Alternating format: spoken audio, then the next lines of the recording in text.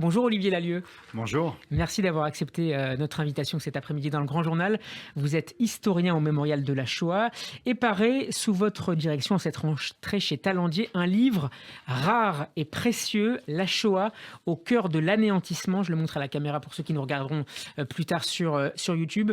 Pour ce livre, vous vous êtes entouré, Olivier Lalieu, de plusieurs historiens, Joanne Chapoutot, Joël Kotek, Tal Brutman ou encore Piotr Siwinski, qui décrivent la préparation idéologique, la planification et l'organisation de la destruction des Juifs d'Europe par les nazis, et ce, à travers des documents, des archives parfois inédites.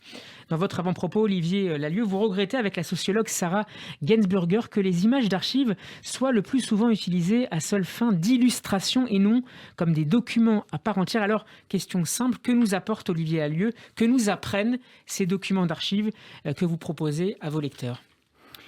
L'ambition de ce livre, c'était de proposer en 300 pages, avec plus de 200 documents, une histoire visuelle de la Shoah, qui soit à la fois scientifiquement rigoureuse sur l'accomplissement du crime et qui en même temps permette de restituer leur pleine humanité aux victimes. Donc ça n'était pas, je dirais, un contre-pied à ce qui a été appelé après-guerre la pédagogie de l'horreur, c'est-à-dire où les opinions publiques avaient été saturées d'images terribles de la destruction et des corps laissés sans vie. C'était au contraire proposer pour un très large public à la fois des documents essentiels pour comprendre le cheminement et les mécanismes par lesquels la Shoah a été préparée, accomplie et qui s'est déroulée aux yeux du monde, dans un contexte de guerre, mais aux yeux du monde, et en même temps ce qu'avaient pu être les résistances à cet anéantissement. En le faisant, avec un double regard, celui des archives qu'on a été puisées dans une vingtaine d'institutions à travers le monde et au service desquelles la parole de l'historien vient à la fois remettre en perspective, décrypter, analyser et au final tisser un récit qui permette à la fois de prendre la mesure du crime mais aussi de l'incarner. Il faut voir et savoir, savoir et voir indissolublement. C'est un travail déchirant expliqué avant sa mort Claude Lanzmann à propos des visites des camps de la mort. En est-il de même, Olivier Lalieu, des images de l'aurore? Est-ce qu'elles nous disent autre chose que ce que nous montrent par exemple les films d'archives? D'abord, les films d'archives sont une partie des sources dont disposent les historiens et le grand public pour restituer, parfois maladroitement, parfois partiellement, parfois partiellement, l'histoire. C'est une des sources parmi d'autres. Mais à l'heure où cette dernière génération de celles et ceux qui furent non seulement les témoins, mais ça c'est la très belle expression d'Annette Vivorca, l'ère du témoin, mais en vérité, ces hommes et ces femmes n'étaient pas des témoins. Ils ont vécu dans leur chair cette histoire, et c'est cela qu'ils nous restituent aujourd'hui, et qu'ils sont les derniers à pouvoir nous restituer. Nous avons vécu cela. Leur témoignage, leur parole reste, et elle restera pour les générations futures, grâce aux témoignages qui ont été enregistrés. Mais ce que nous montrent ces images, dans leur diversité, dans ce livre, vous allez découvrir des archives, des photographies, des dessins, de la presse, des objets aussi. Donc on parle d'images au sens très large du terme.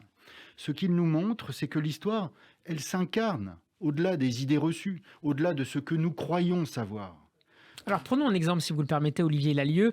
L'antisémitisme et l'antijudaïsme, très précisément, a une longue histoire en Europe, on le sait, mais la Première Guerre mondiale marque indubitablement une date charnière dans l'évolution de la perception des Juifs allemands, et c'est d'ailleurs l'une des questions qui est au cœur du livre. Pourquoi l'Allemagne et sa grande culture s'est-elle livrée à de telles atrocités? Et l'on découvre à travers des tracts, des affiches que vous reproduisez dans le livre, que les thèmes du juif planqué, puis du juif traître, responsable à la fois du communisme et du capitalisme sans limite, se répandent très vite dans ces années 20 et 30. Comment, Olivier Lalieu, se coagule cette idée générale d'une culpabilité juive? Cette idée, elle est aussi le reflet d'une tradition de l'anti-judaïsme de la sphère chrétienne, qui, nous le savons bien, depuis des millénaires, entretient cette idée de la culpabilité consubstantielle des Juifs, peuple déicide et qui refuse la conversion.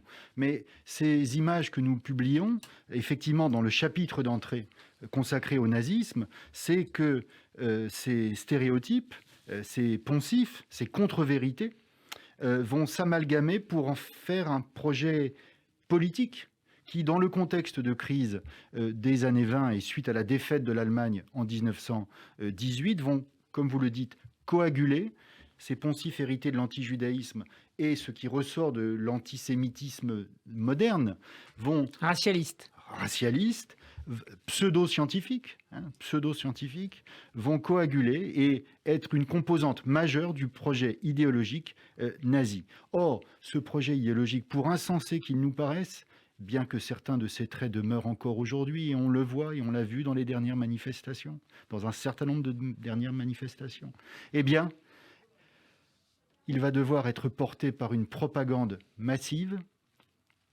qui va s'attacher à convaincre en Allemagne les opinions publiques, en Allemagne et au-delà, de la culpabilité juive. La propagande nazie ne cesse de déshumaniser les Juifs, et ce bien avant l'arrivée de Hitler en 1933. On le voit bien dans votre livre. Un cite de cette affiche du NSDAP pour les législatives de 1930, où les Juifs sont représentés sous la forme d'un serpent, ou de cette affiche, cette fois en 1941 en Pologne, où on les assimile à des poux propageant le typhus. Quel rôle va jouer, Olivier Lallus, cette propagande dans l'animalisation et la pathologisation des Juifs et in fine dans la solution finale? Elles vont largement contribuer en déshumanisant les victimes et en se propageant dans de larges pans des sociétés, pas seulement allemandes, mais en Europe plus largement, à l'accomplissement. Elles vont faciliter l'accomplissement du crime. À partir du moment où vous ne voyez plus l'autre comme votre semblable, où vous le déshumanisez, l'accomplissement du crime devient facile. On n'élimine pas un homme, on n'élimine pas une femme, on n'élimine pas un enfant, parfois au bout du canon, parfois en le conduisant à la mort dans les chambres à gaz. Non, on éradique un bacille, un microbe. On fait œuvre de prophylaxie, disent les nazis, en libérant l'humanité de ce qu'ils assimilent à une menace. Ce processus de déshumanisation, on le voit dans la propagande avant même l'ère nazie, et on le retrouve malheureusement depuis encore dans la propagande négationniste et antisémite de nos jours. Le livre est également l'occasion de mettre à disposition du lecteur les principaux documents politiques de la Shoah, télégrammes diplomatiques, courriers officiels, extraits du protocole de la conférence de Wannsee. Ce sont ces archives qui permettent, Olivier Lallus, d'attester matériellement des responsabilités des uns et des autres dans la Shoah. Oui, il n'y a pas eu besoin d'attendre 80 ans pour que l'accomplissement de la Shoah soit démontré par les historiens et reconnu à l'échelle internationale comme par le peuple allemand. Mais en revanche, on voit bien à travers sondage après sondage, à travers les questions aussi sur la transmission de la Shoah par-delà la disparition de cette ère du témoin, eh bien, qu'il y a encore et toujours une forme de sidération pour prendre la mesure de ce qui a été accompli au cœur du continent européen. Et donc, en rassemblant un certain nombre de ces documents essentiels, beaucoup de documents ont été détruits par les nazis, mais il reste dans les institutions qui travaillent sur l'histoire et la mémoire de la Shoah, comme le mémorial de la Shoah en France ou le mémorial de Yad Vashem en Israël. L'un et l'autre nous ont autorisés à, n'est-ce pas, rassembler et puiser dans leur collection, ou la maison de la conférence de Wannsee, nous avons essayé de rassembler quelques-uns de ces documents essentiels qui permettent de prendre la mesure, de comprendre le processus bureaucratique qui a permis l'accomplissement du crime à l'échelle du continent européen, et aussi de prendre la mesure d'incarner les réactions du monde face à ce génocide. L'incarnation, justement, tourner les pages de ce livre, Olivier Lalieu, c'est aussi croiser le regard effaré d'une maman portant à bout de bras son enfant, de familles fuyant la mort ou entassées dans des trains insalubres. C'est découvrir aussi à quoi ressemblait in situ l'attente juste avant la sélection dans le camp d'Auschwitz-Birkenau ou le site du massacre de Babi Yar dont on commémorera la semaine prochaine le 80e anniversaire. Comment avez-vous sélectionné ces archives et qu'est-ce qui a présidé finalement à ces choix difficiles, on imagine? Le choix, il était double. C'était à la fois d'essayer de rassembler les documents qui permettent, je le redis, pour le plus grand nombre, d'incarner cette histoire. Donc un choix, je dirais, guidé par la pédagogie.